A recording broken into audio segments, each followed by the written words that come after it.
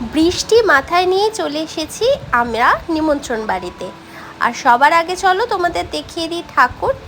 এই বাড়িটার ঠাকুরগুলো দেখে বুঝতেই পারছো যে আমি কোথায় চলে এসেছি। আজকে আমার বান্ধবীর মেয়ের জন্মদিন, আর সেখানেই আমরা চলে এসেছি। তা বার্থডে গার্লের সঙ্গে ছবি তো সবার আগে তুলে নিয়েছি আমরা।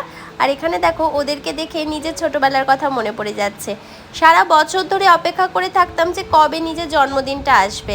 এখানে ওর বাবা কেকটাকে সুন্দর করে সাজিয়ে দিচ্ছে, আর তারপরে দাদাকেও বললাম যে একটু তাকাও ক্যামেরার দিকে। আর এরপর কেক কাটার আগে কিন্তু এইভাবে ছবি তোলা মাস্ট এখন হয়ে উঠেছে। তারপর বাচ্চারা সব কেক কাটলো, কেক খাওয়া দাওয়া হলো। আর এখানে তারপর আমি কেক ডিস্ট্রিবিউশনের কাজে লেগে পড়েছি।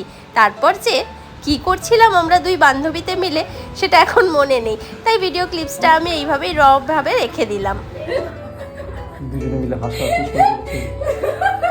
এইদিকে তাকাও ক্যামেরার দিকে, ব্লগে দেখানো হচ্ছে মালতী মাসি গো। আর কে বাকি? কে কে ঢুকলো? কাকু ঢাকু ওদের আমরা পিছনে, বাকি আছি। কাকু ঢাকুরের পিছনে। আমাদের মেয়েদের বন্ধুত্ব ধরে রাখা কিন্তু খুব কঠিন কাজ। যেসব বন্ধুদের সঙ্গে প্রত্যেক দিন দেখা হতো তাদের সঙ্গে এখন শুধুমাত্র কালে ভদ্রে দেখা হয়। এই দুঃখটা শুধু মেয়েরাই জানে।